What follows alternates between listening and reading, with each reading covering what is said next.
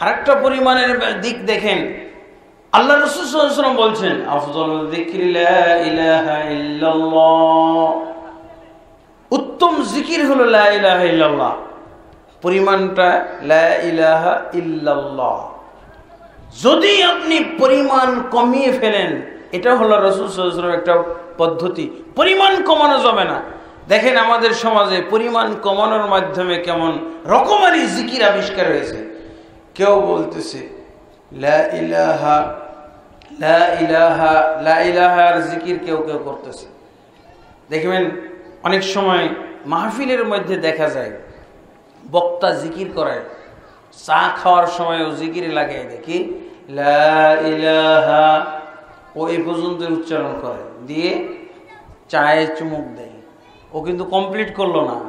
আর মুরিদরা যারা শ্রোতা তারা কি বলে, তারা ইল্লাল্লাহ লা ইলাহা, বক্তা বলতেছে লা ইলাহা আর শ্রোতারা বলছে ইল্লাল্লাহ।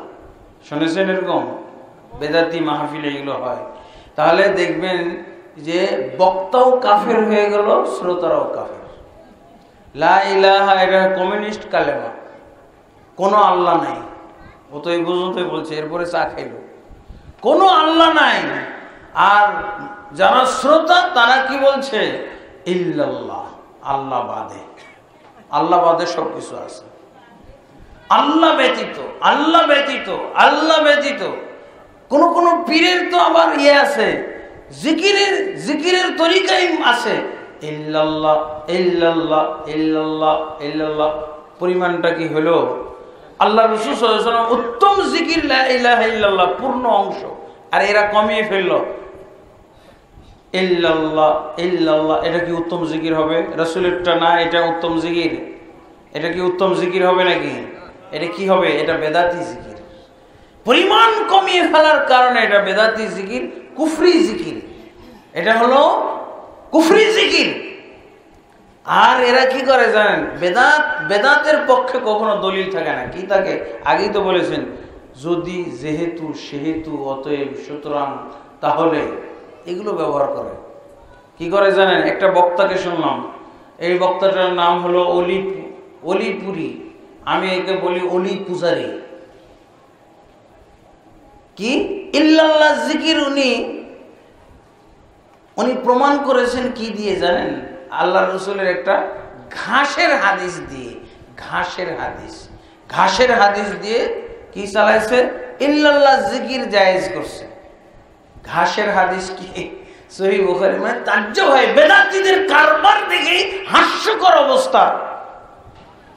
একই বলছে আল্লাহ রাসূল সাল্লাল্লাহু আলাইহি ওয়াসাল্লাম মক্কাতে বলেছিলেন যে এই মক্কা হলো হারাম নগরী, মক্কার এই এলাকা হলো হারাম নগরী, এর গাছ কাটা যাবে না, এর ডালপালা কাটা যাবে না, এর প্রাণী শিকার করা যাবে না, এই যে তরুলতা ঘাস টাস কাটা যাবে না। তো সাহাবায়ে কেরাম বলছিলেন কি, ইল্লাল ইজখির ইয়া রাসূলুল্লাহ, তবে ইজখির ঘাসটা আপনি একটু স্বতন্ত্র করেন, এই ইজখির ঘাসটা আপনি বাদ রাখেন নিষিদ্ধতার মধ্যে। বুঝছে?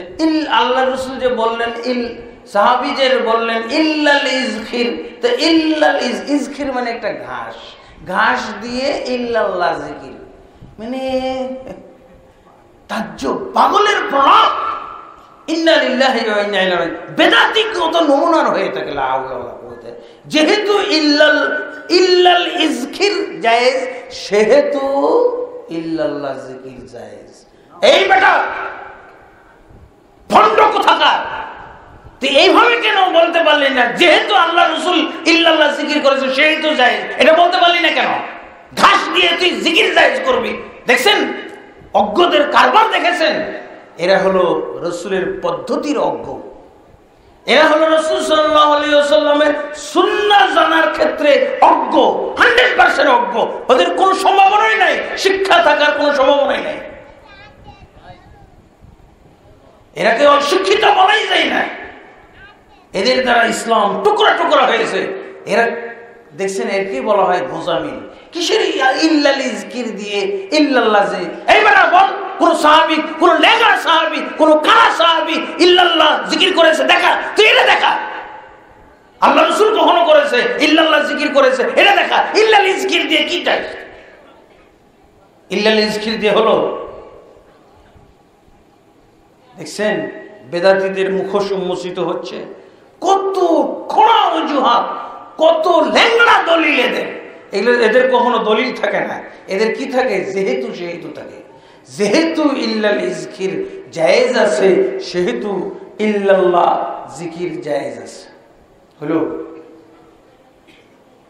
যেহেতু সেহেতু, বুঝলেন? আরেকটা, আল্লাহ রাসূল সাল্লাল্লাহু আলাইহি ওয়াসাল্লাম বলছেন কি, এটাকে অলি পূজারি কেন বলেছি জানেন? এটা অলি পূজারি। এই বক্তব্যের মধ্যে বলছে যে মনসুর হাল্লাজ, আসলে লোকটার নাম হলো সাঈদ বিন মনসুর আল হাল্লাজ। এই লোক আনাল হক বলে ওলি আল্লাহ হয়ে গেছিল নাকি, নাউজুবিল্লাহ। আনাল হক মানে আমি সত্য।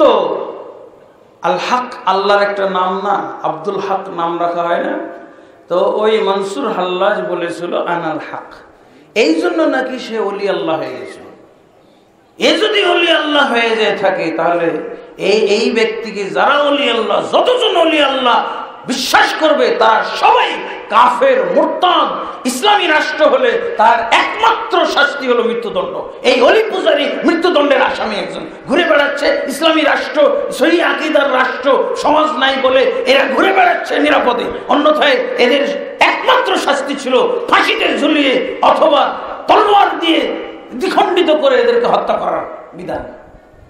কারণ মনসুর হাল্লাজকে মৃত্যুদণ্ড দিয়ে হত্যা করা হয়েছিল, তাহলে তারও পরিণামটা এরকমই হবে না? সে যদি বলে আনাল হক বলে ওলি আল্লাহ হয়ে গেছে, কত অজ্ঞ মূর্খ।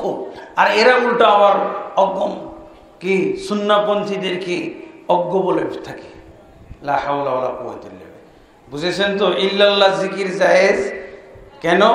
বুঝতে পেরেছেন? যেহেতু ইল্লাল ইজকির বলা জায়েজ, ইল্লাল ইজকির ওরা জিকির করতো, ইল্লাল ইজকির ইল্লাল ইজকির ইল্লাল ইজকির ইল্লাল ইজকির এরকম করতো। এটা হলো ভাষাগত একটা ব্যাপার, আর কোন ভাষাগত ব্যাপার এটা।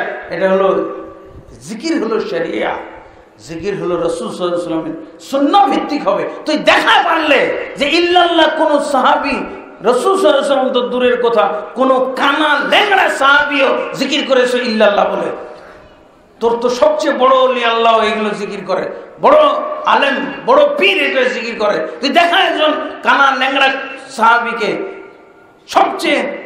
সবচেয়ে কম স্বল্প জ্ঞানী, স্বল্প বিদ্যার অধিকারী একজন সাহাবীকে দেখা।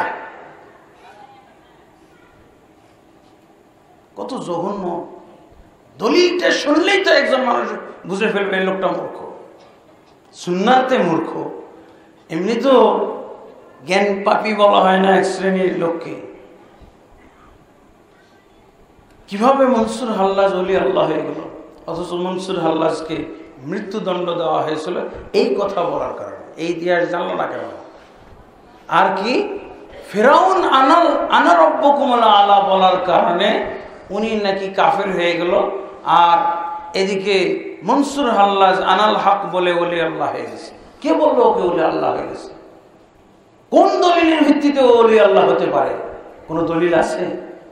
কাফের হওয়ার দলিল আছে, মুশরিক মুরতাদ হওয়ার দলিল আছে, যে তাকে ওলি আল্লাহ বলবে তারও মুরতাদ হওয়ার দলিল আছে। তার যদি মৃত্যুদণ্ড হয়ে থাকে, যারাই তাকে হক বলবে তারাও ওই মৃত্যুদণ্ডেরই আসামি। কিন্তু ওই মৃত্যুদণ্ড কার্যকরকারীরা নেই বলে এরা ওয়াজ করে বেড়াচ্ছে। এগুলো ওয়াজ নয়, এগুলোকে আওয়াজ বলা হয়। লা হাওলা ওয়ালা কুওয়াতা ইল্লা বিল্লাহ। বন্ধুগণ, বুঝে গেছেন তো? দলিল থাকে না। ইল্লাল্লাহ কোথায় আর ইল্লাল ইজকির? ছি, লা হাওলা ওয়ালা কুওয়াতা, এটা কোনো হইতে পারে? এটা কোনো সামঞ্জস্য? ইল্লাল ইজকির আরবি ভাষার অপব্যবহার, শরীয়তের বিকৃতি, ইবাদতের বিকৃতি, ইবাদতের ক্ষেত্রে বেদাত চর্চা। আরেকজন বলতেছে আল্লাহ রাসূল বললেন উত্তম জিকির হলো লা ইলাহা ইল্লাল্লাহ।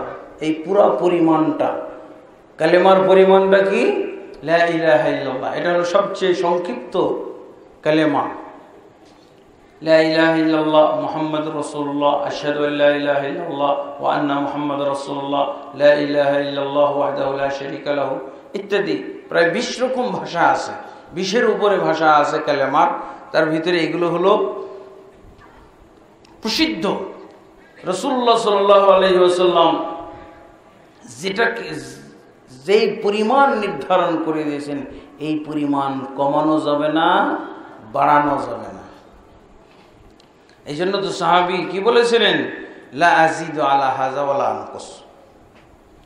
হে আল্লাহর রাসূল, আমি কমাবো না, বাড়াবো না, আপনি যা শিক্ষা দিয়েছেন তাই করব। বলেননি একজন সাহাবী, আল্লাহ রাসূল সাল্লাল্লাহু আলাইহি ওয়াসাল্লাম তাকে জান্নাতের সার্টিফিকেট দিয়েছিলেন, বললেন যে তোমরা কেউ যদি জান্নাতি লোক দেখতে চাও তাহলে তাকিয়ে দেখো, ওটাই জান্নাতি লোক। যে বলে গেল আমি কমাবো না, বাড়াবো না, কিসের ভিত্তিতে বলেছিল? আল্লাহর রাসূল সাল্লাল্লাহু আলাইহি ওয়াসাল্লাম বলেছিলেন, একজন বেদুইন সাহাবী, পল্লীবাসী সাহাবী আল্লাহ রাসূলের কাছে এসে বললেন, ইয়া রাসূলুল্লাহ দুল্লানি আলা আমালিন ইযা আমিলতুহু দাখালতুল জান্নাহ। ওই যে 3 ব্যক্তিকে আল্লাহ রাসূল সাল্লাল্লাহু আলাইহি ওয়াসাল্লাম উম্মত থেকে বহিষ্কারের যে ঘোষণা বা হুমকি দিলেন, এই হাদিসের বিপরীত একটা হাদিস। যদি রাসূল সাল্লাল্লাহু আলাইহি ওয়াসাল্লামের অনুসরণ, রাসূল সাল্লাল্লাহু আলাইহি ওয়াসাল্লামের পদ্ধতি যথাযথ পালন করা হয়, আমল অল্প হলেও তার ভিতরে বরকত আছে, জান্নাতের সার্টিফিকেট পাওয়া যায়। তার নমুনা হলো এই হাদিস। এই হাদিসের এই সাহাবী কি বলছেন, ইয়া রাসূলুল্লাহ দুল্লানি আলা আমালিন ইযা আমিলতুহু দাখালতুল জান্নাহ। হে আল্লাহর রাসূল, আপনি আমাকে এমন আমল শিক্ষা দিন যে আমল করলে আমি জান্নাতে যাব। এবার আল্লাহ রাসূল সাল্লাল্লাহু আলাইহি ওয়াসাল্লাম বললেন, আন তা'বুদাল্লাহা ওয়া লা তুশরিকা বিহি শাইআ ওয়া তুকিমাস সালাতাল মাকতুবা ওয়া তুআদ্দিয়াজ যাকাতাল মাফরুদা ওয়া তাসুমা রমাদান। আল্লাহ রাসূল সাল্লাল্লাহু আলাইহি ওয়াসাল্লামের কাছে সাহাবী এসে কি বলছেন, হে আল্লাহ রাসূল, আমাকে এমন আমল শিক্ষা দিন যে আমল করলে জান্নাতে যাব। আল্লাহ রাসূল সাল্লাল্লাহু আলাইহি ওয়াসাল্লাম তাকে 4টা আমল শিক্ষা দিলেন। 4টা আমল শিক্ষা দিলেন। কি আমল? আন তা'বুদাল্লাহা ওয়া লা তুশরিকা বিহি শাইআ, একমাত্র আল্লাহর ইবাদত করবে, তার সাথে কাউকে শরীক করবে না। এটা হলো 1 নম্বর। 2 নম্বর, তুআদ্দিয়াজ যাকাতাল মাফরুদা তুকিমাস সালাতাল মাকতুবা, ফরজ সালাত আদায় করবে। 3 নম্বর, তুআদ্দিয়াজ যাকাতাল মাফরুদা, ফরজ যাকাত আদায় করবে। ওয়া তাসুমা রমাদান, রমজানের সিয়াম পালন করবে। কয়টা গেল? 4টা হয়েছে না? আরেকটা বলা দরকার না? আরেকটা না, আরো 2টা বলা দরকার। এখানে হিসাবে আরো 2টা, কারণ কালেমা তো আসে নাই। আশহাদু আল্লা ইলাহা ইল্লাল্লাহ বলা হয়েছে, হজ বলা হয়েছে, হজ বলা হয় নাই। এখানে আসলে মূলত একটা বাদ যাচ্ছে, কি? হজ। আর এখানে কালেমার শব্দ বলা হয় নাই, কালেমার অর্থ বলা হয়েছে। আলহামদুলিল্লাহ, এটা একটা বিরাট জ্ঞানের ব্যাপার। আমরা কিন্তু অনেক সময় বাংলাদেশে শুনে থাকি কালেমার শব্দটা আমরা আউড়ে থাকি, কিন্তু কালেমার অর্থ আমরা বুঝি না। কালেমার কোন অর্থটা বুঝি না, যেই অর্থ রাসূলুল্লাহ সাল্লাল্লাহু আলাইহি ওয়াসাল্লাম করে গেছেন, এই অর্থটা আমরা না বুঝার কারণে বাংলাদেশে, ভারতবর্ষে এত শিরক এবং আকীদাগত এত বিভ্রান্তি এবং গোমরাহির মধ্যে আমরা পতিত আছি এই কালেমার তরজমা নিয়ে। কালেমার শব্দটা আল্লাহ রাসূল শিখিয়ে দিয়ে গেছেন, তাই না? কোরআনেও আছে, হাদিসেও আছে, ইয়া আইয়ুহান নাস কুলু লা ইলাহা ইল্লাল্লাহ তুফলিহু, হে জনগণ বলো লা ইলাহা ইল্লাল্লাহ তুফলিহু, তোমরা সফল কাম হয়ে যাবে। তো লা ইলাহা ইল্লাল্লাহ বললেন তো আল্লাহ রাসূল, শিখাইলেন তো। ফাআলাম আন্নাহু লা ইলাহা ইল্লাল্লাহ, সূরা মুহাম্মদের 19 নম্বর আয়াত। তুমি জেনে নাও আল্লাহ ব্যতীত, আন্নাহু লা ইলাহা ইল্লাল্লাহ, আল্লাহ ব্যতীত প্রকৃত কোনো মাবুদ নেই। এই যে কালেমার শব্দ পাওয়া গেল, কালেমার অর্থটা রাসূল সাল্লাল্লাহু আলাইহি ওয়াসাল্লাম থেকে নিতে হবে না। কালেমার শব্দ রাসূল সাল্লাল্লাহু আলাইহি ওয়াসাল্লাম থেকে পেলাম লা ইলাহা ইল্লাল্লাহ, কিন্তু কালেমার অর্থটা রাসূল সাল্লাল্লাহু আলাইহি ওয়াসাল্লাম কিভাবে করলেন এটা কি আমরা খোঁজ করে দেখেছি? মক্কা মদিনার আলেমরা যদি আমাদের বাংলাদেশে এসে আমাদের বাংলাদেশের আলেমদের প্রশ্ন করে, তাহলে সর্বপ্রথম প্রশ্ন করে কি জানেন? মা মা'না লা ইলাহা ইল্লাল্লাহ। আলেম সাহেব, মুফতি সাহেব, আপনি বলেন লা ইলাহা ইল্লাল্লাহর অর্থ কি? আমি নিজে দেখেছি 100% ফেল করতে দেখেছি। আমাদের দেশে টাইটেল পাস, ডবল টাইটেল দেখেছি একেবারে 100% ফেল করে। এই প্রশ্নটা করা মানেই ফেল। আমার আন্ডারে তো প্রায় 300 মতো ইমাম এবং দায়ী মাদ্রাসার শিক্ষক ছিল। আমিও ইন্টারভিউ নিতাম, ওরাও নিত। ওদেরকে ইন্টারভিউ নিতে দেখেছি, ওইভাবে আমিও ইন্টারভিউ নিতাম। তো দেখতাম যে এরা পাস করবে না, তখন কি করতাম, একটা শিট দিয়ে দিতাম, আপনি পড়ে আসেন, তারপরে পরীক্ষা দেন, ইন্টারভিউ দেন। কারণ অনেকেই লা ইলাহা, অনেকেই 100% দেখা যেত লা ইলাহা ইল্লাল্লাহর অর্থ কি, এতেই ফেল করত। লা ইলাহা ইল্লাল্লাহ আমাদের বাংলাদেশে ভুল অর্থগুলো চালু আছে। প্রচলিত অর্থ যেগুলো, সেগুলো হলো ভুল অর্থ। এই অর্থ দিয়ে মুসলমান হওয়া সম্ভব নয়। আমার মনে হয় এটা একটা সত্যতা, এটা একটা নমুনা। মসজিদুল হারামের খতিব আবু সামহ আব্দুল জাহির, আমি প্রায় বলে থাকি, মসজিদুল হারামের প্রাক্তন সাবেক খতিব, ওনার নাম হলো আবু সামহ আব্দুল জাহির নুরুদ্দিন। তো উনি ওনার একটা কিতাবের মধ্যে লিখেছেন যে বর্তমানে বিশ্বের 1999 জন মুসলমান কালেমার অর্থের মানদণ্ডে মুসলমান নয়।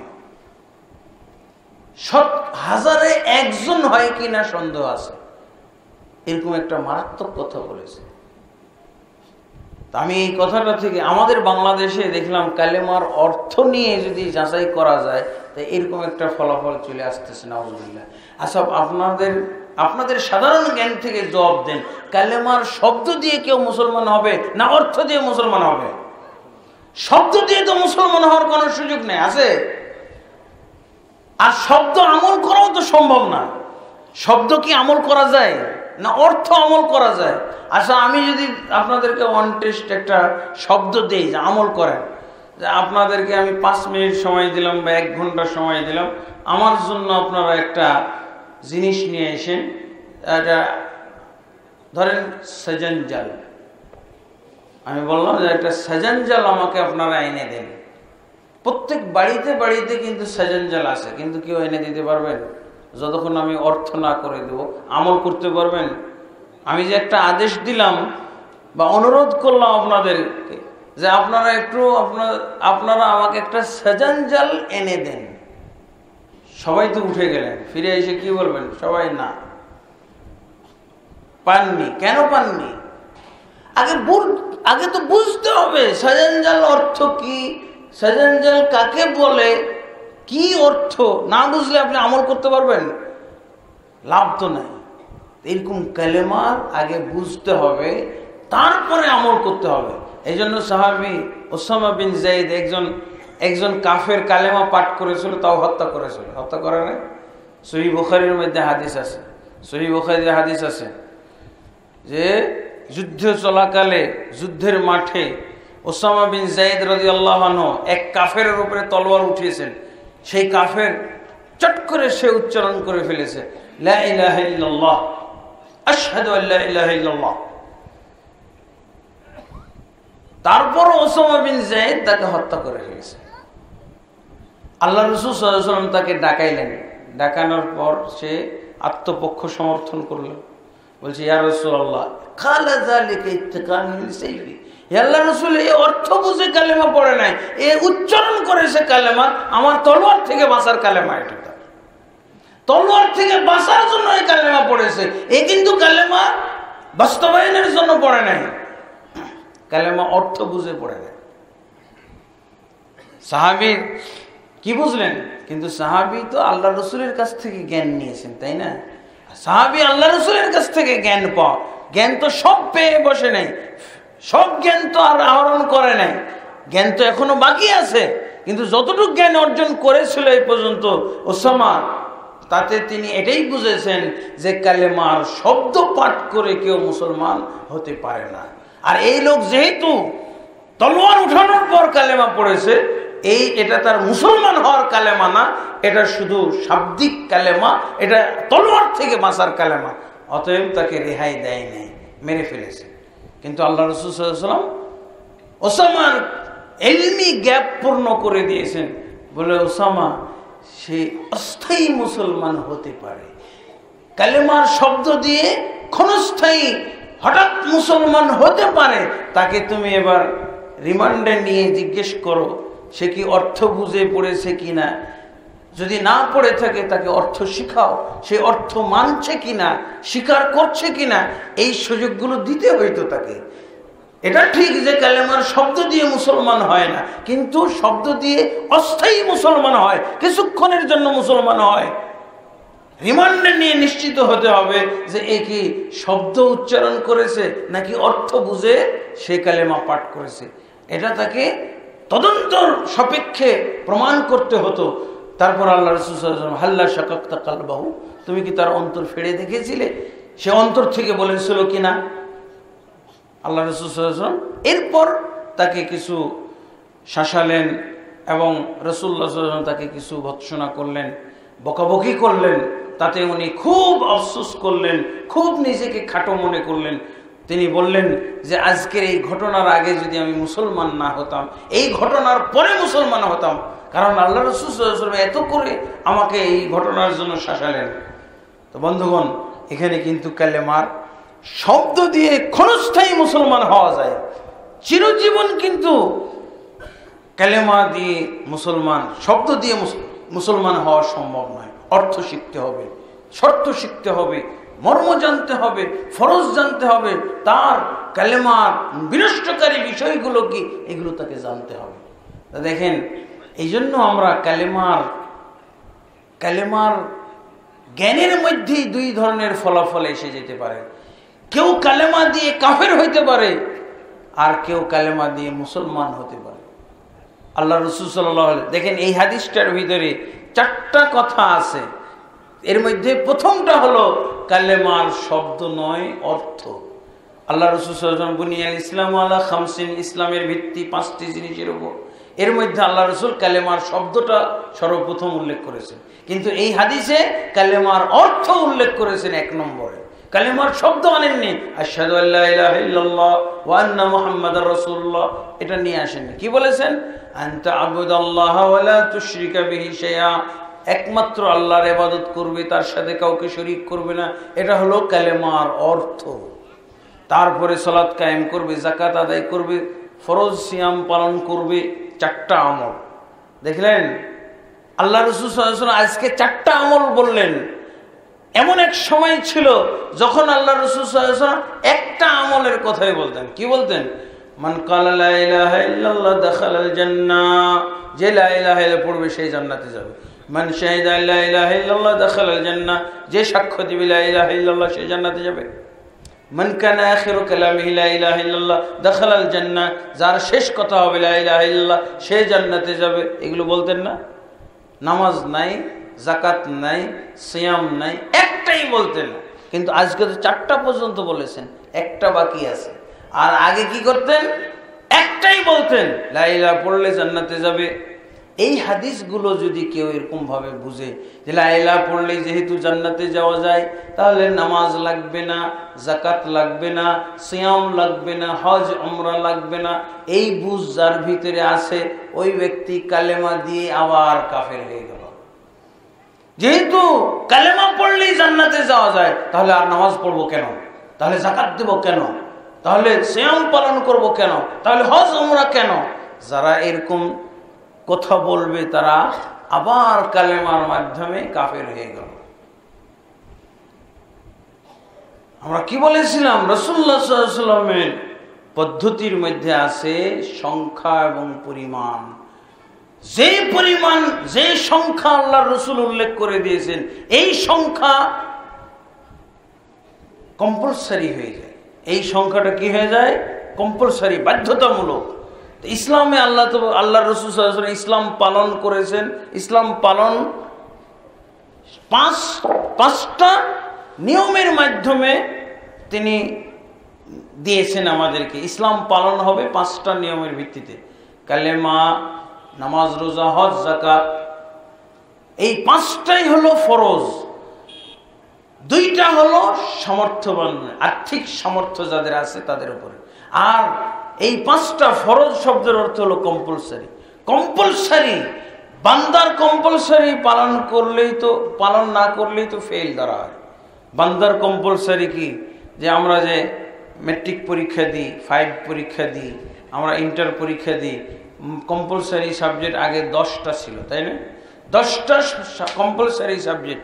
এই একটা সাবজেক্ট যদি কেউ বাদ দেয় তো তাকে ম্যাট্রিক পাস ধরা হবে না ফেল? ফেল ধরা হবে। তবে এই ব্যক্তি জাহান্নামে যাবে না, কারণ এটা মানুষের নির্ধারণ করা কম্পালসারি, কিন্তু তাকে ফেল বলা হবে। কিন্তু আল্লাহর নির্ধারিত কম্পালসারি, এই যে 5 ওয়াক্ত, পাঁচটা ইসলামের রুকুন, এটা যদি কেউ পালন না করে, যেহেতু পাঁচটার ভিতরে যদি গরিব মানুষ হয় তাহলে 3টা তার উপরে ফরজ। এই ফরজগুলো, আল্লাহর ফরজ যদি কেউ পালন না করে, আল্লাহর কম্পালসারি না পালন করে, তাহলে কি হবে? তার ইসলাম মাইনাস হয়ে যাবে। অঙ্কবিদ্যা আর ইসলাম বিদ্যার মধ্যে পার্থক্য আছে। অঙ্কবিদ্যার মধ্যে আপনি 5 থেকে 1 মাইনাস করলে কত হবে? 4 থাকবে। কিন্তু ইসলামের মধ্যে 5 থেকে যদি আপনি 1 মাইনাস করেন তো কিছুই থাকবে না, 0 হয়ে যাবে। আপনি এশারের নামাজ কয় রাকাত পড়েছেন? 4 রাকাত ফরজ না? যদি আপনার খুব বেশি ব্যস্ততা থাকে, প্রস্রাব পায়খানার বেগ ধরেন, তো আপনি 3 রাকাত পড়ে সালাম ফিরে যদি চলে যান, তাহলে আপনার নামাজটা কয় পার্সেন্ট হলো? 75% হলো? হ্যাঁ, 0 হয়ে গেল। ইসলামের নিয়মটাই এরকম। ইসলামে কম্পালসারি সংখ্যা যেগুলো দিয়ে দেওয়া হয়েছে, সংখ্যা এবং পরিমাণ বলে দেওয়া হয়েছে, এর কম করলো, এর বেশি করলো, 0 হয়ে যাবে। তাহলে 4 রাকাত নামাজ 1 রাকাত কম পড়লে কি হয়ে গেল? 0 হয়ে গেল। আপনি মাগরিবের নামাজ 3 রাকাত পড়েন, এখন আপনার কি মনে হচ্ছে যে আজকে আমার ছুটি আছে, অবসর আছে, মসজিদ থেকে যাবই না আজকে, তো আমার যেহেতু পর্যাপ্ত সময় আছে, আমি আসরের মতোই 4 রাকাত আজকে মাগরিব পড়বো। তো কি হলো? 1 রাকাত বাড়িয়ে দিয়েছেন না?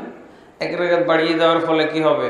এখন কি হবে? নামাজটা 0 হয়ে যাবে। ইসলামে এটাই হলো ব্যাকরণ, এটাই হলো গ্রামার। রাসূল সাল্লাল্লাহু আলাইহি ওয়াসাল্লামের পদ্ধতি মধ্যে কি পাওয়া যায়? পরিমাণ ও সংখ্যা। তিনি পরিমাণ উল্লেখ করে দিলে, তিনি সংখ্যা উল্লেখ করে দিলে, ওই পরিমাণ ওই সংখ্যা পূর্ণ না করা পর্যন্ত কিছুই হবে না, ফেল, 0 থাকবে। ইসলাম ইমানের 5-6টি রুকুন। কেউ যদি বলে যে ফেরেশতা তো আমি দেখি না, আল্লাহর প্রতি বিশ্বাস, ফেরেশতাদের প্রতি বিশ্বাস, রাসূল, কিতাব এবং পরকাল, তাকদীর, এসবের উপরে বিশ্বাস। কিসের তাকদীর? তাকদীর বলতে কিছু নেই। একটা অস্বীকার করলো, সবগুলো অস্বীকার করে বসলো।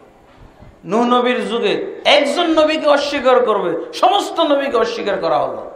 নূহ নবীর যুগে একজনই তো রাসূল ছিল, কিন্তু আল্লাহ কি বলছেন? ওয়াকাযাবাত কওমু নূহিল মুরসালিন। নূহ নবীর জাতি সমস্ত রাসূলকে অস্বীকার করেছে, মিথ্যা প্রতিপন্ন করেছে। মুহাম্মদ সাল্লাল্লাহু আলাইহি ওয়াসাল্লাম সেই যুগে ছিল নাকি? কেন? নূহকে অস্বীকার করেছে, সবকে অস্বীকার করা হয়ে গেছে।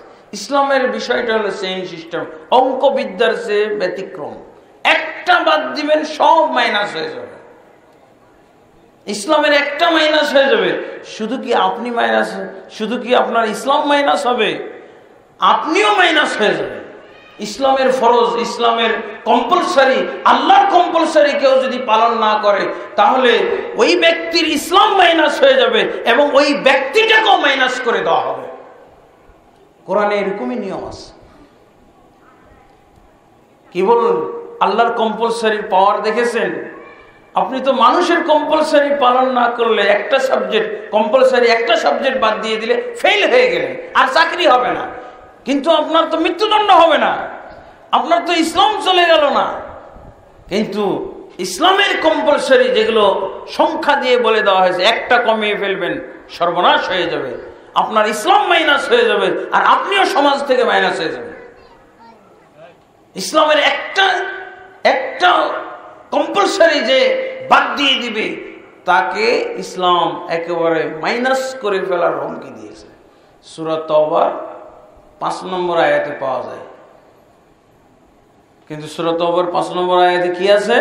যে ব্যক্তি কালেমা পাঠ করেছে কিন্তু সালাত পড়ে নাই, যাকাত দেয় নাই, ওই ব্যক্তির পরিণাম খুবই খারাপ।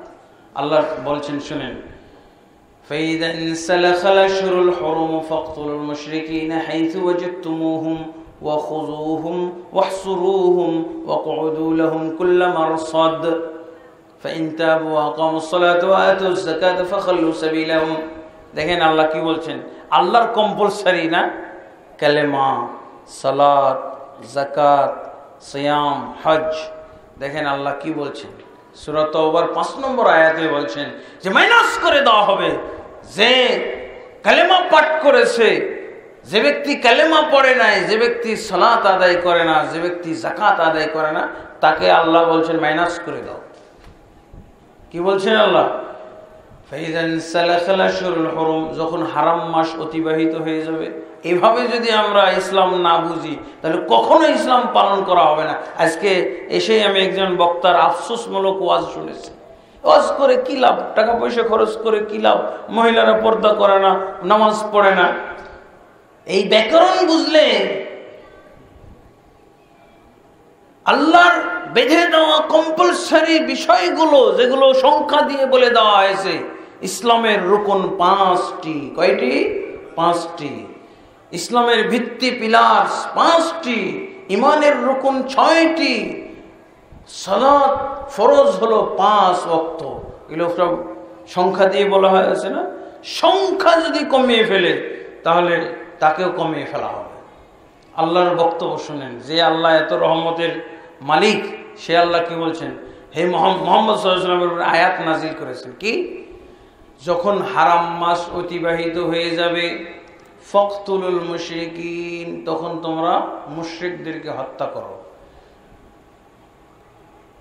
ফাকতুলুল মুশরিকিন হাইসু ওয়াজাদতুমুহুম, যেখানেই তাদেরকে পাও, খুযুহুম, তাদেরকে ধরো,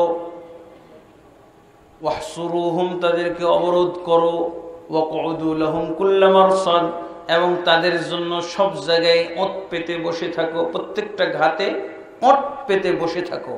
এদিক দিয়ে যদি মুশরিক যায়, মুশরিক কারা? যারা কালেমা পড়ে না, যারা সালাত পড়ে না, যারা যাকাত দেয় না, সবকে মুশরিক বলা হয়েছে। তারপরে আল্লাহ কি বলছেন? ফাইন তাবু, যদি তারা তওবা করে, ওয়া আকামুস সালাতা, সালাত কায়েম করে, ওয়া আতাউজ যাকাতা, যাকাত আদায় করে, ফাখাল্লু সাবিলাহুম, তাহলে তাদের রাস্তা ছেড়ে দাও। যদি তারা তওবা করে, মুশরিক কাফেরের তওবা কি জানেন? আশহাদু আল্লা ইলাহা ইল্লাল্লাহ ওয়া আন্না মুহাম্মাদার রাসূলুল্লাহ, এটা হলো মুশরিক কাফেরের তওবা। আর মুসলমানের তওবা কি? আস্তাগফিরুল্লাহাল্লাযী লা ইলাহা ইল্লা হুয়াল হাইয়ুল কাইয়ুম ওয়া আতুবু ইলাইহি। মুসলিম ব্যক্তির তওবা হলো এটা, আর মুশরিক কাফেরের তওবা হলো আশহাদু আল্লা ইলাহা ইল্লাল্লাহ ওয়া আন্না মুহাম্মাদার রাসূলুল্লাহ। আল্লাহ কি বলছেন? যদি তারা তওবা করে, যদি তারা সালাত কায়েম করে, যদি যাকাত আদায় করে, তাহলে তাদের রাস্তা ছাড়ো। আর অন্যথায় যদি না করে এগুলো, তাহলে দেখেন, এবার তাফসীর শুনেন। তরজমা তো হলো, এবার তাফসীর শুনেন।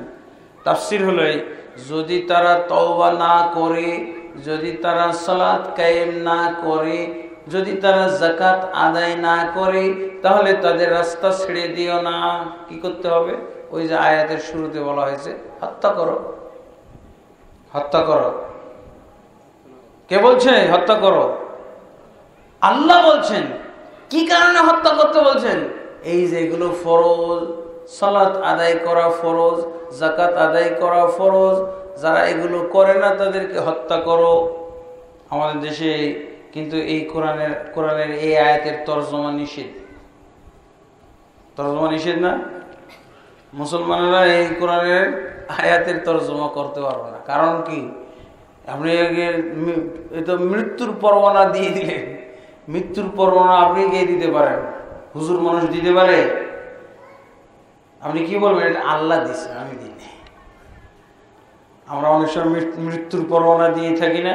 আল্লাহর পক্ষ থেকে মৃত্যুর পরোয়ানা, মৃত্যুদণ্ডের পরোয়ানা নিয়ে নেয় করা, যাদের ভিতরে এইসব গুণ নাই। ভয় লাগে? আল্লাহ কি বলছেন? 11 নম্বর আয়াত আসেন, সূরা তাওবার 11 নম্বর আয়াত। ফাইন তাবু, যদি তারা তওবা করে, ওয়া আকামুস সালাতা, সালাত কায়েম করে। দেখেন একই সূরার পাশাপাশি আয়াত না? 5 নম্বর আয়াতে বললো, আবার 11 নম্বর আয়াতে ওই কথাগুলো নিয়ে আসছে। ফাইন তাবু, ওরা যদি তওবা করে, ওয়া আকামুস সালাতা, সালাত কায়েম করে, ওয়া আতাউজ যাকাতা, যাকাত আদায় করে, ফাইখওয়ানুকুম ফিদ্দিন, তাহলে তারা তোমাদের দ্বীনি ভাই হবে। তাফসীর শুনেন, যদি তারা তওবা না করে, যদি তারা যাকাত সালাত কায়েম না করে, যদি তারা যাকাত আদায় না করে, তাহলে তারা তোমাদের দ্বীনি ভাই নয়। তরজমার তাফসীর একই তালে আসতেছে না? এগুলো হলো তাফসীর। আমাদের দেশে তাফসীরুল কোরআন মাহফিল হয়, কোন আয়াতের যে তাফসীর করলে বক্তাও বোঝে না আর শ্রোতারাও বোঝে না। কতটি কিসসা কাহিনী দৌড়াইতে যায় যে হুজুর এই কিসসাটা বলছে, এই কিসসাটা বলছে, এই কিসসাটা বলছে। কোন আয়াতের তরজমা? আজকে বুঝছেন, সূরা তাওবার 5 নম্বর আয়াতের তরজমা শুনলেন, তাফসীরও শুনলেন। এখন কি হবে? বাধ্যতামূলক সব মুসলমান হবে। কারণ যদি কালেমা পাঠ করেছে কিন্তু সালাত নাই, যাকাত নাই, হজ নাই, হ্যাঁ, তাহলে কি সেই মুসলমান আল্লাহর দৃষ্টিতে মৃত্যুদণ্ড প্রাপ্ত। সেই ব্যক্তির ইসলাম নাই। আল্লাহ রাসূল সাল্লাল্লাহু আলাইহি ওয়াসাল্লাম বলছেন, লা ইসলাম লিমান লা সালাত লাহু। ওই ব্যক্তির ইসলামই নাই যার সালাত নাই। ওই ব্যক্তি লা ঈমান লিমান লা সালাত লাহু, ওই ব্যক্তির ঈমান নাই যার সালাত নাই। ওই ব্যক্তির ঈমান নাই যার সালাত নাই। কোরআন আর হাদিস একই লাইনে চলতেছে না? ভিন্ন লাইন দেখা যায়। আল্লাহর রাসূল সাল্লাল্লাহু আলাইহি ওয়াসাল্লাম এই 2 আয়াতের তাফসীর করেছেন হাদিসে, সহিহ বুখারী এবং মুসলিমের হাদিস। এই 2 আয়াতের তাফসীর। কোন 2 আয়াত? কোনো চিন্তার কারণ নাই। এই আয়াতটা আমাদের দেশের সবার বাড়িতে আছে না? আমাদের দেশের প্রেসিডেন্টের বাড়িতেও যে কোরআন আছে, ওই কোরআনে আয়াত পাওয়া যাবে না? আমাদের দেশের প্রধানমন্ত্রীর ভ্যানিটি ব্যাগে নাকি কোরআন মাজিদ থাকে, ওর মধ্যে থেকে বের করে দেওয়া যাবে। এই আয়াত দুটো বের করা যাবে না? প্রধানমন্ত্রীর ভ্যানিটি ব্যাগ থেকে বের করে দেওয়া, দেখাই দেবে, এই যে দেখেন আছে। আর তারপরও যদি না চলে, তারপরও যদি এই আয়াতের তরজমা শোনার কারণে আপনাকে অপরাধী বলা হয়, তাহলে আপনি কি বলবেন তাদেরকে? বলবেন যে আমরা তো এই আয়াতগুলো কাফেরদেরকে হাদিয়ে দিয়েছি, এই আয়াত তো আমরা পালন করি না, এটা তো কাফেরদেরকে হাদিয়ে দিয়ে দিয়েছি, কাফেররা এই আয়াত আমল করতেছে। ঠিক না? কাফেররা এই আয়াত আমল করে না? কি করে কাফেররা? তোমরা মুসলিম, ফাকতুলুল মুসলিমিনা হাইসু ওয়াজাদতুমুহুম। কাফেররা একটু উল্টিয়ে নিয়েছে, তাই না? তোমরা মুসলমানদেরকে হত্যা করো যেখানেই পাও। মুসলমানরা হাদিয়ে দিয়েছে না এই আয়াতটা? এই আয়াত আমল করতেছো, কাফেররা করে না? তাকে বলবে যে এই আয়াত আমরা হাদিয়ে দিয়ে দিয়েছি, আপনারা দিয়েছেন, আমরাও দিয়ে দিয়েছি। শাসকরা দিয়ে দিয়েছে না এই আয়াতগুলো? মুশরিকদেরকে দিয়ে দিয়েছে, কাফেরদেরকে। ওরা আমল করতেছে। ওরা কিভাবে আমল করতেছে? আয়াতটাকে উল্টিয়ে নিয়েছে। আমল দেখে বুঝেন আয়াত যে উল্টাইছে ওরা। কি বল? ফাকতুলুল মুসলিমিনা হাইসু ওয়াজাদতুমুহুম। তোমরা মুসলমানদেরকে হত্যা করো যেখানেই পাও। বার্মাতে পাও হত্যা করো, ইন্ডিয়াতে পাও হত্যা করো, ইরাকে পাও হত্যা করো, হ্যাঁ, সিরিয়াতে পাও হত্যা করো, আফ্রিকাতে পাও হত্যা করো, মধ্য আফ্রিকাতে পাও হত্যা করো। হত্যা করতেছে না, নির্বিচারে হত্যা। ফিলিস্তিনে পাও হত্যা করো, আয়াত আমল করছে তারা। মুসলমানদের আয়াত কাফেররা আমল করছে। আপনাকে যদি বেশি বেশি সন্দেহ করে এই আয়াতে জেম্বি নাকি, তখন আপনি বলে দেবেন যে আমরা তো এই কাফেরদেরকে হাত দিয়ে দিয়েছি, এই আয়াত তো আর আমরা আমল করি না, কাফেররা আমল করতেছে। তাহলে কি বলবে? ও ঠিক আছে তুমি ভালো, তাহলে কাফেরদেরকে হাত দিয়ে দাও, যদি বিশ্বাসী হও তাহলে ঠিক আছে। কিন্তু মুসলমান এই আয়াত আমল করবে এটা ঠিক না। মুসলমান এই আয়াত আমল করলে জেএমবি হয়ে যাবে, আর কাফের আমল করলে ঠিক আছে, ওদের শক্তি আছে, সামর্থ্য আছে, করুক। করতেছে না মুসলমানরা। আমরা কি বলতেছি? আমল করে যাচ্ছে। খুজুহুম, ধরো ওদেরকে, ওয়াহসুরুহুম, অবরোধ করো ওদেরকে, ওয়াকউদু লাহুম কুল্লা মারসাদ, তাদের জন্য তোমরা প্রত্যেকটা ঘাতে ওঁত পেতে বসে থাকো, ওঁত পেতে বসে থাকে।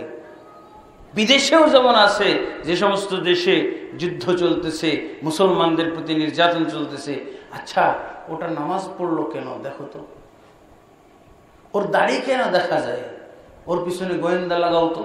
আমাদের দেশেও তো এটা চলেছে, এটা তো ভার্সিটির নাকি মসজিদগুলোতে গোয়েন্দা থাকে, নামাজিদের পিছনে গোয়েন্দা লাগানো আছে। যে নামাজ পড়ে কেন, তো সমস্যা আছে। এই যুবক ছেলে 18-20 বছর বয়স দাঁড়িয়ে রাখছে কেন, সমস্যা আছে। ইন্না লিল্লাহি ওয়া ইন্না ইলাইহি। এটা মুসলমান, এই গোয়েন্দা মুসলমান, এই লোক মুসলমান। আল্লাহ বললেন কি আর করে কি? আল্লাহ বলছেন মুশরিকের ব্যাপারে ওঁত পেতে বসে দাও, এই মুসলমানের ব্যাপারে ওঁত পেতে বসে দেয়। কেমন মুসলমান এটা?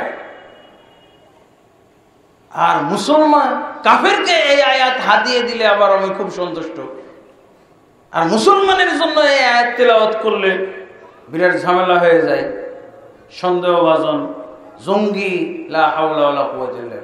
এবার আপনি বিশ্বাস, যদি কাফেররা এই আয়াত বাস্তবায়ন করছে, ফাইন তাবু, যদি তারা তওবা করে, ইসলাম ত্যাগ করে, ওয়া তারাকুস সালাতা, এবং সালাত ত্যাগ করে, ওয়া তারাকুজ যাকাতা, যাকাত বাদ দেয়, ফাখাল্লু সাবিলাহুম, তাহলে তাদের রাস্তা ছেড়ে দাও। এরা ভালো, এরা ভালো ভালো মুসলমান।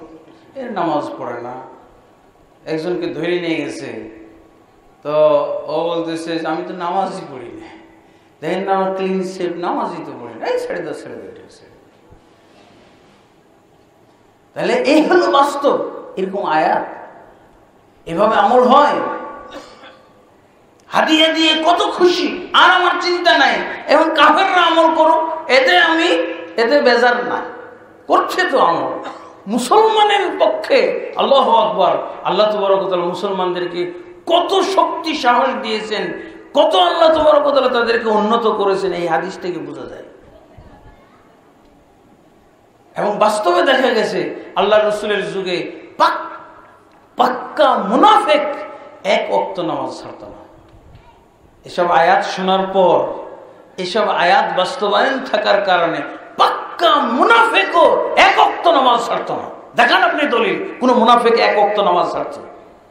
মুনাফিকদের অন্য কায়দায় বোঝা যেত, অলসতা, 5 ওয়াক্তই পড়ে কিন্তু অলসতা, মন চাই না, দেখেই বোঝা যায়।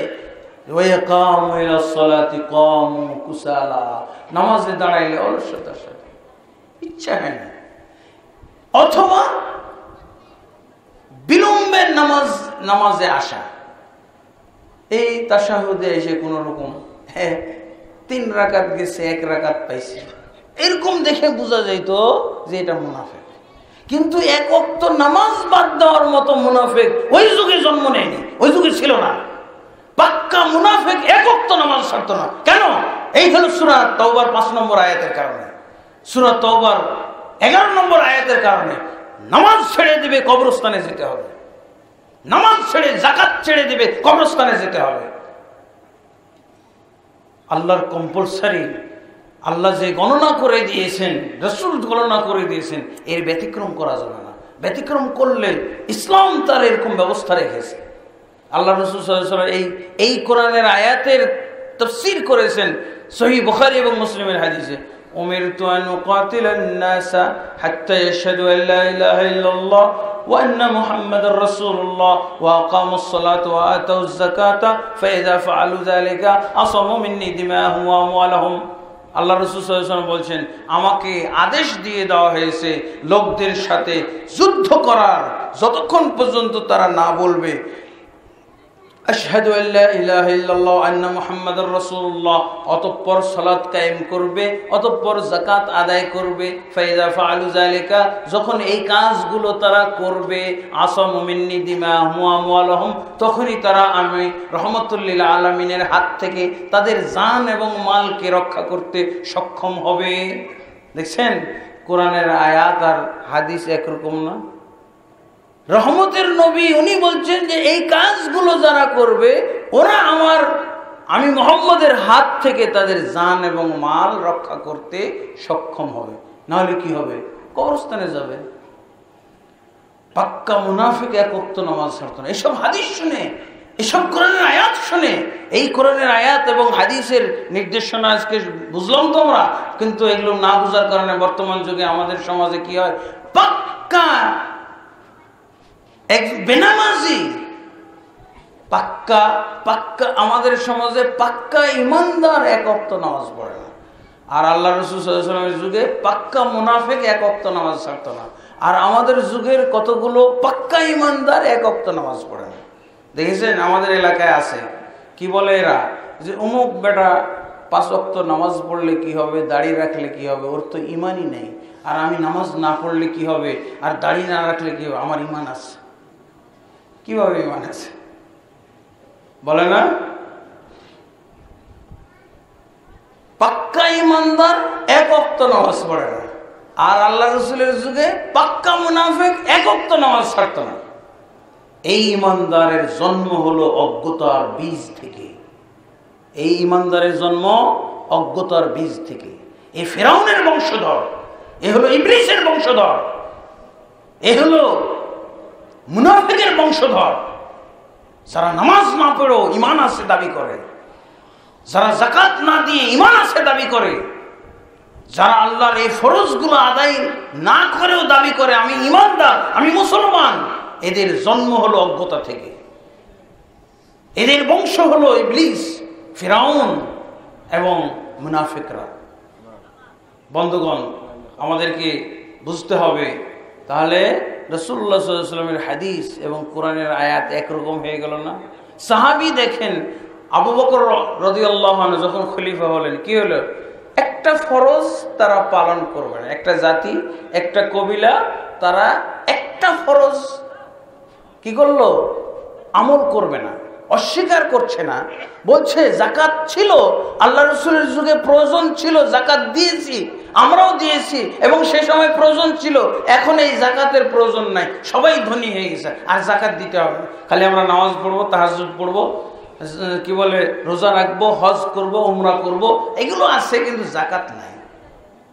দেখছেন, আবু বকর রাদিয়াল্লাহু আনহু বললেন, লা উকাতিলান্না মান ফাররাকা বাইনাস সালাতি ওয়াজ যাকাত, অবশ্যই আমরা যুদ্ধ করব, আমি যুদ্ধ করব ওই লোকদের সাথে যারা যাকাত এবং সালাত এবং যাকাতের মধ্যে পার্থক্য করবে। সালাত আদায় করবে, যাকাত দিবে না, এরকম যারা আকীদা পোষণ করে তাদের সাথে অবশ্যই যুদ্ধ হবে। দেখছেন, একটা কম্পালসারি ছাড় আছে, যুদ্ধ হবে। কেন যুদ্ধ হবে? ওরা কাফের, কাফের ধরে মুরতাদ। এই জন্য একজন লেখক বলেছে, রিদ্দাতুন ওয়ালা আবু বকরিন লাহা, আবু বকর রাদিয়াল্লাহু আনহু তো যাকাত ত্যাগকারী কাফের দেখেছে, সালাত ত্যাগকারী কাফের দেখলে তোর মাথায় গরম হয়ে যেত, আরো মাথা গরম হইতো। সালাত ত্যাগকারী কাফের আবু বকর রাদিয়াল্লাহু আনহু দেখেননি।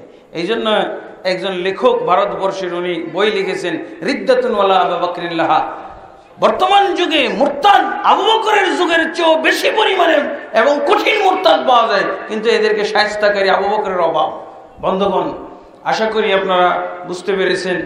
আমি রাসূল সাল্লাল্লাহু আলাইহি ওয়াসাল্লামের পদ্ধতি এবং পদ্ধতির ভিতরে যে সমস্ত বিষয়গুলো আসবে, তিনি যে পরিমাণ উল্লেখ করে দিয়েছেন, যে সংখ্যা আমাদেরকে উল্লেখ করে দিয়েছেন, এই পরিমাণ এবং এই সংখ্যা যদি আমরা পূর্ণ না করি তাহলে ইসলাম পাবো না। সেই ইসলাম পাবো না, তখন আমরা ইসলাম পাবো আমাদের নিজেদের ইসলাম, নিজেদের গড়া ইসলাম, নিজেদের মন গড়া ইসলাম আমরা পাবো। এই জন্য এখন 5 ওয়াক্ত নামাজ আল্লাহ রসুল ফরজ করেছেন, কিন্তু আমরা যদি 1 ওয়াক্ত পড়ি, 4 ওয়াক্ত পড়ি, তাহলে হলো এটা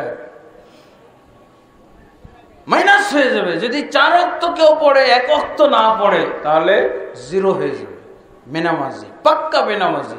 যেমন 9 সাবজেক্ট গোল্ডেন নাম্বার পেয়েও 1 সাবজেক্টে অ্যাটেন্ড করে নাই, তাই সে পাক্কা ফেল, ম্যাট্রিকে পাকা ফেল না।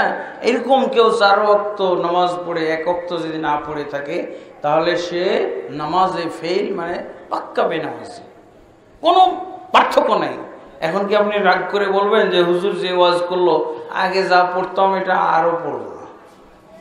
আপনার সন্তানদেরকে তাহলে আপনি অফ করে দেন, স্কুলে যাওয়া বন্ধ করেন। যেহেতু 1 সাবজেক্ট ফেল করলেই ম্যাট্রিক ফেল হয়ে যায়, 5-এ ফেল করে, ইন্টার ফেল করে, পরীক্ষায় ফেল করে, অতএব আমি সন্তান পড়াবই না, আমি নিজেও পড়তে যাব না। এরকম রাগ করা যদি শোভা পায়, তাহলে আপনি আমার ওয়াজের ব্যাপারে বলতে পারেন যে এই ওয়াজ শুনে আর যাও পড়তাম, নামাজ আর পড়ব না। আপনাকে নামাজি হওয়ার দিক নির্দেশনা দেওয়া হলো। এর আগে তো বেনামাজি ছিলেন, এর আগে বেনামাজি, নামাজি হওয়ার পথটাই পাই নাই, কিভাবে নামাজি হব? তাহলে এই সিদ্ধান্তটা ফয়সালা দিয়ে আমি শেষ করছি 1 মিনিটের ভিতরে। তাহলে সর্বশেষ কথা, আলহামদুলিল্লাহ, এবার আমি তাহলে শুধু বলে দিই যে নামাজি কাকে বলে, বেনামাজি কাকে বলে, সংজ্ঞাটা শেষ 1 মিনিটে। এবার তাহলে যেহেতু কথাবার্তা হয়ে গেছে, সব সারনির্যাস কথা হলো এই, যে ব্যক্তি 5 ওয়াক্ত নামাজ পড়ে রাসূলুল্লাহ সাল্লাল্লাহু আলাইহি ওয়াসাল্লামের পদ্ধতি অনুসরণ করে, ওই ব্যক্তি হলো নামাজি। আর যে ব্যক্তি 5 ওয়াক্ত পড়ে না, 1 ওয়াক্ত বাদ দিয়ে দেয়, অথবা 5 ওয়াক্তই পড়ে কিন্তু রাসূল সাল্লাল্লাহু আলাইহি ওয়াসাল্লামের পদ্ধতি পড়ে না, ওই ব্যক্তি নামাজ পড়েও বেনামাজি। ক্লিয়ার কাট কথা। আলহামদুলিল্লাহ, আপনারা মাহফিলের শুরুতে শুনেছিলেন যে এই মৌলভীপাড়া রহমানিয়া হাফেজিয়া মাদ্রাসার উদ্যোগে ওয়াজ মাহফিল। অবশ্যই আপনারা, তারা যদিও স্পষ্ট করে আপনাদের কাছে দান আহ্বান করে নাই, কিন্তু ইশারা ইঙ্গিতে আমি বুঝতে পেরেছি যে আপনারা যদি মাদ্রাসার জন্য দান করেন, তাহলে তারা স্বাগত জানাবে এবং তাদের মাদ্রাসার বিরাট ফায়দা হবে, উপকার হবে।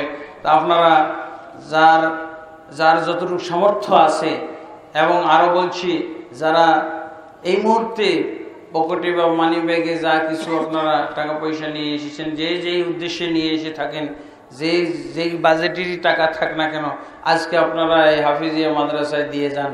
ইনশাআল্লাহ আল্লাহ তাবারক ওয়া তাআলা আপনাদেরকে বরকত দান করবে। যেসব এখন উপস্থিতি আছে তাদের মাঝে আমরা একটা কাপড় নিয়ে বা চাদর নিয়ে ঘুরতে পারি। আপনারা আপনাদের পকেটের যা কিছু আছে আজকে দেন, এবং সকালে আল্লাহ তাবারক ওয়া তাআলার কাছে বরকত কামনা করেন। আল্লাহ তাবারক ওয়া তাআলা আপনাদের আয় রুজিতে বরকত দান করবেন ইনশাআল্লাহ। আমি আসলে এটা আসলে তারা কিন্তু আদায়ের জলসা হিসেবে করে নাই, এটা কিন্তু আপনাদের দাওয়াতি উদ্দেশ্যে করেছে। কিন্তু আমরা এই জিনিসটা ভুললেও চলবে না, যেহেতু আমাদের সাদকা জারিয়ার দরকার আছে। এটা একটা সাদকা জারিয়ার বিরাট খাত।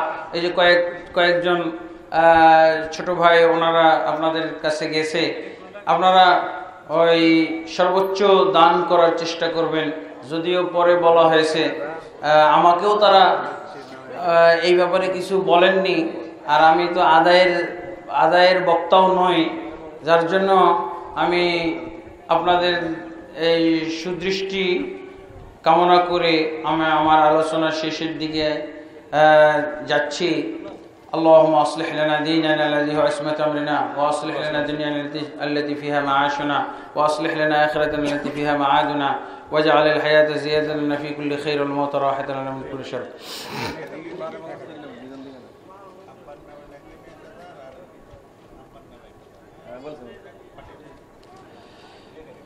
আমি আলহাজ SM আফজল হক আপনার কাছে আমার প্রশ্ন মেহেরবানি করে উত্তর দিবেন। পত্রিকায় পড়িয়াছি ইতিকাফ করা অত্র এলাকাবাসীর জন্য সুন্নতে মুআক্কাদা আলাল কিফায়া, তাই এলাকাবাসীর কেউ যদি ইতিকাফ না করে তাহলে সুন্নত ছেড়ে দেওয়ার গুনাহ এলাকাবাসীর সবার ভোগ করিতে হইবে কিনা উত্তর দিবেন। সুন্নত যদি বলা হয় তাহলে সুন্নতের দুইটা মর্ম, একটা হলো ফরজের বিপরীত সুন্নত আর একটা হলো বেদাতের বিপরীত সুন্নত। আমি যে আলোচনা করেছি বেদাতের বিপরীত সুন্নত, সুন্নতের বিপরীত বেদাত, কিন্তু ফরজের বিপরীত যে সুন্নতগুলো আছে, যেমন কি বলে 5 ওয়াক্ত নামাজের আগে পিছে যে সুন্নত নামাজ পড়ি, অথবা আসরের আগে পড়ি, মাগরিবের আগে 2 রাকাত পড়ি, এগুলো বলা হয় সুন্নাহ। এগুলো ছেড়ে দিলে কোনো গুনাহ হয় না, এগুলোকে অস্বীকার করলে গুনাহ হয়, এমনকি কুফরি গুনাহও হইতে পারে। আল্লাহ রাসূল সাল্লাল্লাহু আলাইহি ওয়াসাল্লামের উম্মত থেকে বহিষ্কারের গুনাহ হইতে পারে, কিন্তু স্বীকার করে যদি এগুলো কেউ, যেহেতু এগুলো হলো ঐচ্ছিক এবং অতিরিক্ত, ফরজ রাকাতগুলো বাদ দিয়ে যত নামাজ আছে সব হলো ঐচ্ছিক এবং অতিরিক্ত। অতএব কেউ যদি এতেকাফ হলো সুন্নাত, সুন্নতে কিফায়া বলতে কোনো কথা না। যে পালন করবে সে নেকি পাবে, আর যে পালন করবে না সে নেকি পাবে না। সুন্নত কিফায়া কেউ যদি না আদায় করে এর জন্য গুনাহগার হবে, সুন্নত পালন না করলে গুনাহগার হবে এরকম কোনো হাদিস নাই। সুন্নত অস্বীকার করলে, আর সুন্নত বলতে নিয়ম পদ্ধতি যাকে বোঝায়, এই পদ্ধতি যদি কেউ বিপরীত করে তাহলে গুনাহ হয়। যেমন নফল নামাজটা আপনি রাসূলের পদ্ধতি না করলে গুনাহ হবে। আপনি ফরজ নামাজের পরে যে সম্মিলিত মোনাজাত, আপনি একাকী দোয়া করলে নেকি হবে, আর সম্মিলিতভাবে দোয়া করলে গুনাহ হবে। এটা পদ্ধতিগত ব্যাপার। প্রশ্ন এরপরে, যে ব্যক্তি, অতএব ইতিকাফ যদি কেউ না করে এলাকার, তাহলে কেউ গুনাহগার হবে না, সবাই ইতিকাফের নেকি থেকে বঞ্চিত হলো। গুনাহ হওয়ার কেউ দলিল দেখাইতে পারবে না। যে ব্যক্তি ইতিকাফ করিবে সে ব্যক্তি 2টি পবিত্র হজ ও 2টি পবিত্র উমরার সম পরিমাণ সওয়াব লাভ করিবে কিনা, এই মর্মে কোনো সহিহ হাদিস নাই। জয়ীফ জাল হাদিসের ভিত্তিতে এইসব কথা বলা হয়। ইতিকাফ পুরুষ ও মহিলা সবাই করতে পারবে কিনা, উভয়ই করতে, পুরুষ মহিলা সবাই করতে পারবে, তবে উভয়কে মসজিদে যেতে হবে। কোনো মহিলার মসজিদ ছাড়া বাড়িতে ইতিকাফ হবে না। আল্লাহ রাসূলের স্ত্রীরাও কেউ বাড়িতে ইতিকাফ করেনি, মসজিদে যেয়ে করতেন। আল্লাহ রাসূলের কোনো স্ত্রী বা কোনো মহিলা সাহাবী বাড়িতে ইতিকাফ করেছেন এরকম কোনো দলিল বা নজির নাই। যেটা নাই এটাকে আমরা মাযহাব বলে চালাই, হাদিসে না থাকলে মাযহাবে আছে। তো যেটা হাদিসে নাই ওই জিনিসের অস্তিত্ব দিয়ে মাযহাব তৈরি করাও না জায়েজ। পত্রিকায় আসিয়াছে ইতিকাফ করা অত্র এলাকাবাসীর জন্য সুন্নত। এটা একই প্রশ্ন। বাড়িতে জায়গা সীমিত, অথচ বাড়ির মাঝে বাবা ও দাদার কবরস্থান বর্তমান, ঘর নির্মাণ করতে হলে কবরের মাঝ স্থানে পড়ে, এমন অবস্থায় কি করণীয়? যদি কারো বাড়ির মধ্যে পড়ে, মানে পারিবারিক কবরস্থানগুলো সাধারণত এরকম হয় যে আগে হয়তো নাতি নাতকর ছিল না, দাদা মারা গেছে, তখন সন্তানদের সন্তান হয় নাই, এখন সন্তানদের সন্তান হয়ে অনেক বড় পরিবার হয়ে গেছে, বংশ হয়ে গেছে। এই ক্ষেত্রে বাড়িঘরের জায়গার সংকলন হচ্ছে না, জমি অভাব পড়ে গেছে। এই ক্ষেত্রে এই লাশগুলো, কবরগুলোকে ট্রান্সফার করা যায়। ট্রান্সফার করা মানে কবরস্থানে এদের দাফন করে দিতে হবে। কবরগুলো খনন করতে হবে, যদি কোনো হাড়হাড্ডির অবশিষ্টাংশ পাওয়া যায় তাহলে সেটা উঠিয়ে টোপলা করে কোনো কবরস্থানে যেয়ে এগুলো দাফন করে দিতে হবে, জানাজা পড়তে হবে না এগুলো। আর যদি কিছুই না পাওয়া যায় তাহলে কবরটা বন্ধ করে দিতে হবে, ওটাই ট্রান্সফার হয়ে গেল। যেহেতু আপনি খনন করে মাটি উলট পালট করেছেন, এটাই ট্রান্সফার হয়ে গেল, কিছু তো পাওয়া যায় না, কি ট্রান্সফার করবো? আমি মাটি ট্রান্সফার করার কথা অনেকেই বলেন, এটা দরকার নেই। জি, ডাক্তার জাকির নায়েককে টিভির পর্দায় জ্বলন্ত অগ্নিশিখার মধ্য দিয়ে চলাচল করতে হাঁটতে দেখা যায়, অগ্নিশিখার মধ্যে দিয়ে হাঁটা দ্বারা কি বোঝানো হয়েছে? আসলে এগুলো হলো তাদের এই যে যারা ভিডিও এডিটিং করে তারা এক একজন এক এক ধরনের দৃশ্য, এক এক ধরনের কি বলে সিনারি নিয়ে আসে। এগুলো হ্যাঁ এগুলো তো আসলে প্রকৃত আগুন না, ওগুলো হলো আগুনের কিছু সিনারি দেখানো হয়। হয়তো এখানে উদ্দেশ্য হইতে পারে যে আমরা যে সমাজে বসবাস করতেছি, হ্যাঁ, এই সমাজটা একটা অগ্নিগর্ভ। হ্যাঁ, এক হাত 2 হাত দিয়ে মুসাফা করা নাকি বিদআত, এর সপক্ষে দলিল কি? আসলে তো মুসাফা হলো সফহন বলা হয় যে হাতের তালুকে, তাহলে সফহের সাথে সফ মিলানোকেই বলা হয় মুসাফা। একজনের সফ সাথে আরেকজনের সফ, হাতের তালুর সাথে আরেকজনের হাতের তালুকে মিলানোকেই মুসাফা বলা হয়। আর মুসাফা শব্দটা হলো আরবি, তা আরবদের কাছ থেকে জানা দরকার না আরবরা কি বুঝে। আরব দেশে কখনো দেখেছেন 2 হাত দিয়ে 4 হাত দিয়ে কেউ মুসাফা করে? সবসময় 1 হাত দিয়ে করে। এটার আর শব্দ আরবি, ভাষা আরবি, আর আপনি বাঙালি তর্জমা করবেন, এটা তো হয় না। কে বললো এটা? 4 হাত লাগানো, 2 হাত দিয়ে মুসাফা হবে, মানে আপনার 1 হাত আর আরেকজনের আর 1 হাত দিয়ে মুসাফা হবে। এটাই হলো 2 হাত দিয়ে মুসাফা। সারা আরব বিশ্বের মুসলমানরা 1 হাতে মুসাফা করে। আপনি আরবের চাইতে পণ্ডিত বেশি হয়ে গেলেন।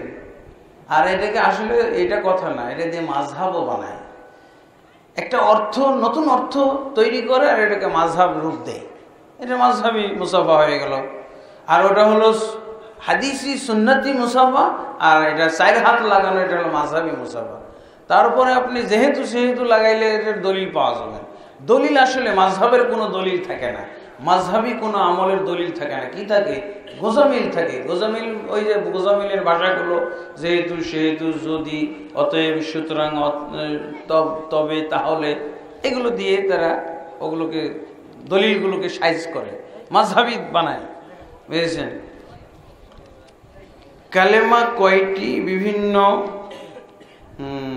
বিভিন্ন সংখ্যা দেখা যায়, বিভিন্ন বইয়ে বিভিন্ন সংখ্যা। কালেমা একটি। কি বলতে হবে? কালেমা একটি। কালেমা যদি আমরা 5টি বলি, 4টি বলি, এটাও একটা কুফরি কথা। ইসলামের কালেমা হলো একটা, এই কালেমার শব্দ ভিন্ন, কালেমা একটাই। কালেমা বলতে তাওহীদ বুঝায়, আল্লাহর একত্ব বুঝায়। যে সব ভাষায় এগুলোকে বলা হয় কালেমা। আর এই কালেমা আমি কি বলেছি, প্রায় 20টির উপরে ভাষা আছে। আমাদের সমাজে কি ভাষা ভিন্ন দেখে তাকে কালেমা, আলাদা আলাদা কালেমা হিসেবে 5 কালেমা, 4 কালেমা, এইসব 4 কালেমা 5 কালেমা বলা বেদাত। আপনি যদি মসজিদুল হারামের খতিবকে যে জিজ্ঞেস করেন একটা ছোটি বই নিয়ে, কায়দা বগদাদি নিয়ে, যে ইমাম সাহেব, খতিব সাহেব, আপনি বলেন তো 5 কালেমা, ও তো ফেল করবে। ওটা কোরআনে নাই, হাদিসে নাই, ওটা আরবে নাই, কোনো কিছুতে নাই। এটা বাঙালি ধর্ম, এটা বাঙালি ধর্মের মধ্যে 5 কালেমা। কালেমা একটাই, কিন্তু এর ভাষা অনেক। যেমন আমি তো কয়েকটা বললাম, লা ইলাহা ইল্লাল্লাহ, আমানতু বিল্লাহ, আশহাদু আল্লা ইলাহা ইল্লাল্লাহ ওয়া আন্না মুহাম্মাদুর রাসূলুল্লাহ। তারপরে লা ইলাহা ইল্লাল্লাহু মুহাম্মাদুর রাসূলুল্লাহ, লা ইলাহা ইল্লাল্লাহু ওয়াহদাহু লা শারীকা লাহু, লাহুল মুলকু ওয়া লাহুল হামদ ওয়া হুয়া আলা কুল্লি শাইইন কাদির ইত্যাদি। প্রায় 20টার উপরে শব্দ আছে। তাহলে 20 কালেমা হবে, তার 5 কালেমা কেন? তারপরে কি বলে কালেমায়ে তাওহীদ। আমাদের দেশে যে কালেমা তাওহীদ নামে যে শব্দটা, এটা মৌলবীর বাংলাকে আরবি করা হয়েছে। হ্যাঁ, মৌলবীর বাংলাটাকে আরবি করে দিয়েছে। এটা একবার ডাহা জালিয়াতি। কালেমায়ে তাওহীদের ভাষাটা আমাদের সমাজে একেবারে ডাহা জালিয়াতি। এটা মৌলবী বাংলাকে আরবি করে দিয়েছে। তাও একেবারে খুবই নিম্নমানের আরবি হয়েছে, ওর মধ্যে কোনো সাহিত্য নাই, সাহিত্যিক রস ওর ভিতরে নাই, একেবারে ফালতু। যেই ভাষা কোরআনে আছে কালেমার, যেই ভাষা রাসূলের হাদিসে পাওয়া যায়, এগুলো হলো কালেমার ভাষা, কিন্তু কালেমা একটি।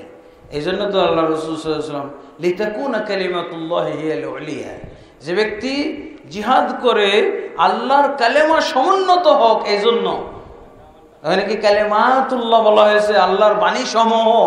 আল্লাহর কালেমা একটাই, কিন্তু এই কালেমার ভাষা, প্রকাশ করার ভাষা 20-এর উপরে আছে।